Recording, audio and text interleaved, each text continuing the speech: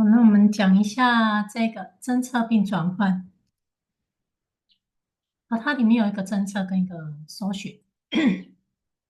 那原则上我们就是把东西选起来，然后去做搜寻并转换。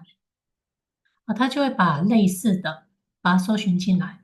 那我们要帮它点一下这个转换。好，点了之后呢，你可以去，如果是要转换的话，就是去选既有图块。那我们也可以新增图块。好，那假设我给它一个图块名称，